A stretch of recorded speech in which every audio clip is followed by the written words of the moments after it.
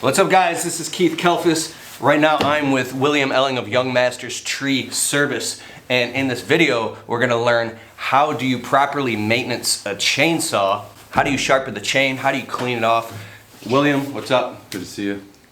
We're going to learn about how to do this. This guy specializes in taking down monster trees. He's been doing this his whole life, and so let's get started.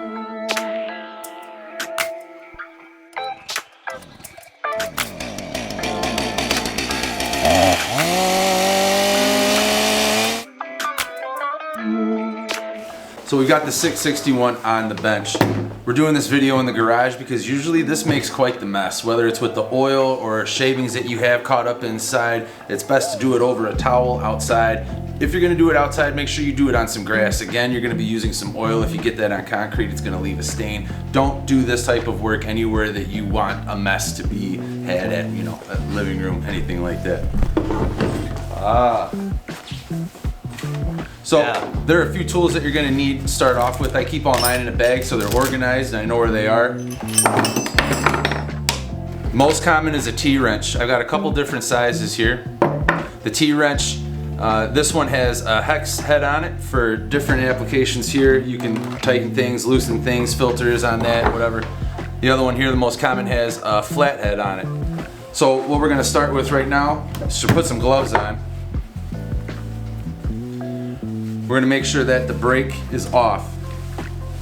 Now this is a pretty big saw. This is a 36-inch saw, and what we're about to do on this saw is going to be the same that you would do on a smaller saw, a medium-sized saw. It's all more or less the same. You start with these nuts here that are on the post, and you want to give them just a little bit here to loosen them back, just so it's loose.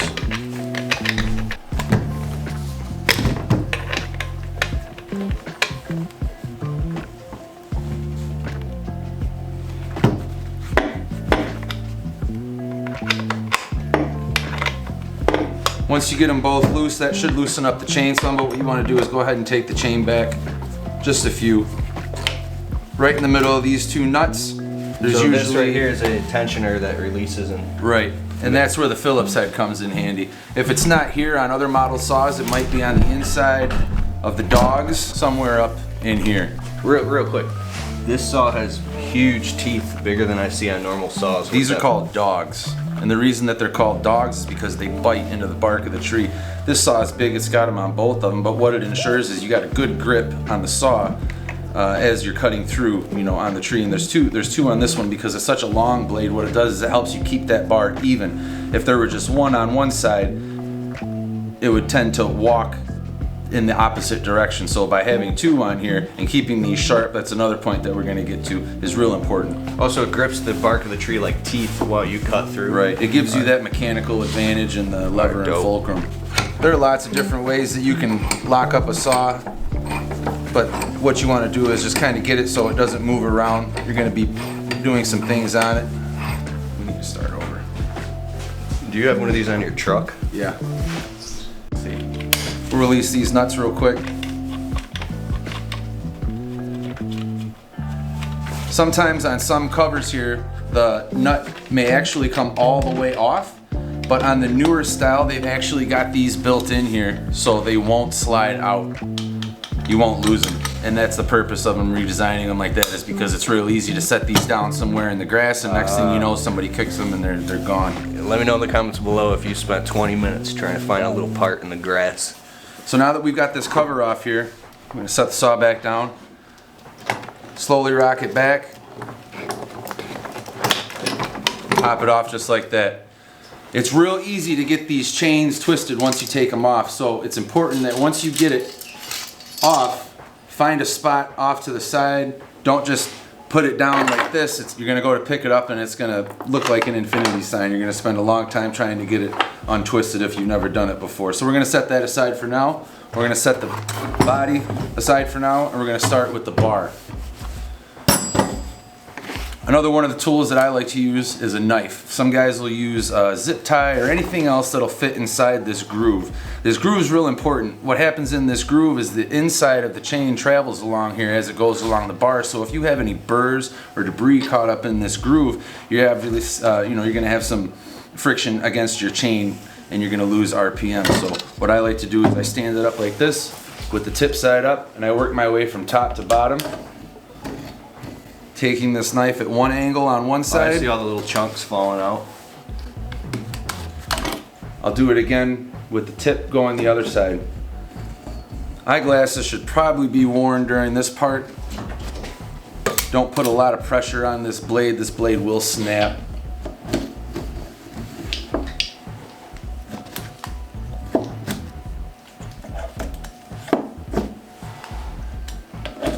I want to put a clip of this on Instagram real quick. Where are you at on Instagram? At Random X. I'll put a link below to his Instagram. It's awesome. Make sure you get both sides. Alright, sweet. And it should get to the point where you don't feel much resistance. Right now you can see with everything that I'm pulling out of here, I'm catching a lot of resistance with my blade on the inside of the bar.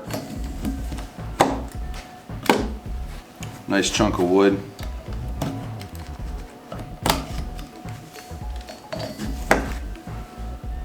Don't think that one or two passes is going to get this clean. You're going to have to spend some time getting all of that debris out of here. And when you finally do get it out, you'll notice these holes here on the bar.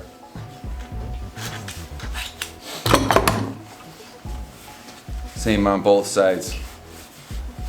So what happens here on these holes is it allows you to mount this bar one way or the other.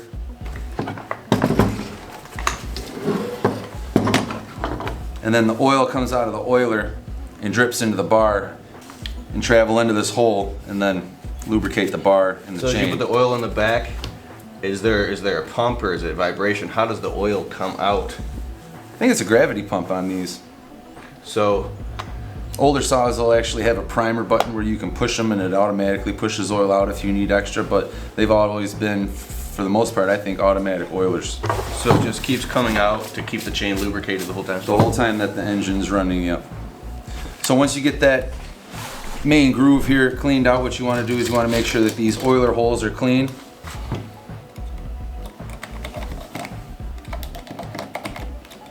I should do a little bit more forward. So yeah, there you go. Yeah.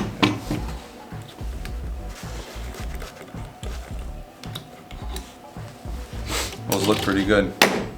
So we're going to take the bar now that that's done, we're going to set it aside. Take our clutch cover next. This one's pretty clean.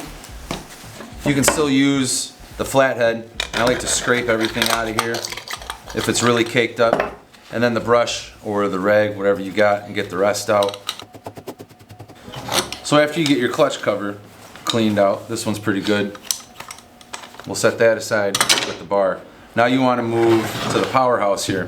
We're not going to do a very thorough clean. This is just going to be a basic inspection, making sure things are sharpened, and operating properly. So we've got everything apart already. Now we want to give a visual inspection. Make sure that we don't have any cracks in any key components. We're not leaking gas or oil. A lot of the times on the bottom from guys just taking a saw and throwing it in the back of the truck or throwing it on the ground. These can break. These have broken. Another thing you want to check is that your brake does engage and that you can't turn that clutch. There's sometimes will be some play in there, sometimes may not, but everything's good. You'll usually be able to tell that when your saw is running and you've got the brake on. If it's kicking forward a little bit, you may need to make some adjustments or time for a new brake. But let's get back to putting this back together now that everything's clean, and we'll go over a basic on how to tighten the chain. So now that we got everything cleaned out, take our powerhouse. We're gonna take our bar. We're gonna set our bar back on here, and we're gonna slide it as back to that clutch as we can, just to give ourselves as much play as possible to get that chain on here. Take the chain that you set aside. Make sure that the teeth are always facing the same way. Tooth and then raker. Tooth and raker. You want the rakers in front of the tooth. Not like this, like this. And let me know in the comments below if you spent 15 minutes putting a chain on a chainsaw and you realized it was backwards. We should do a whole video on what happens if it does get all tangled up. How do you untangle a tangled chain? Yeah, like this is all clumsy as shit.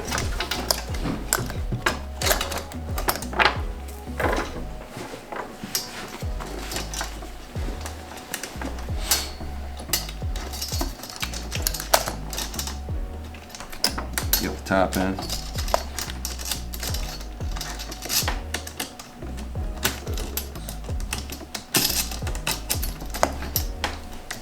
Dog. Hold up.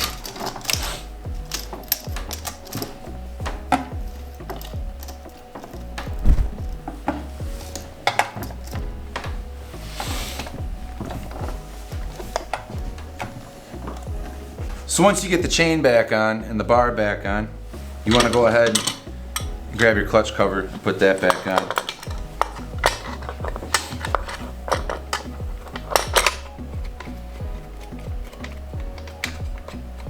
You make sure the brake is off when you put it on? Or At this point it doesn't really matter. So you want to just put these on kind of just by hand for now, hand tight.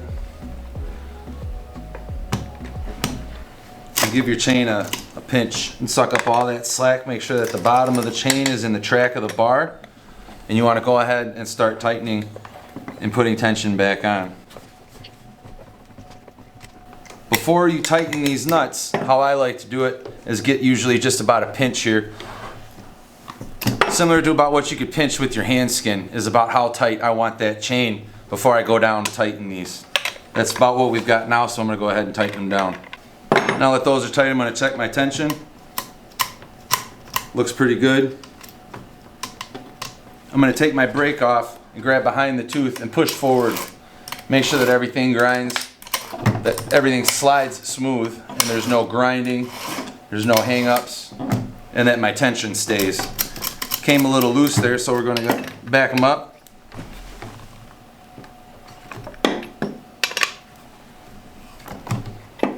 And go back to tightening a little more.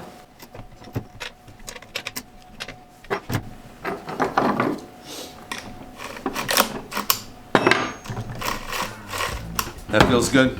See how it runs.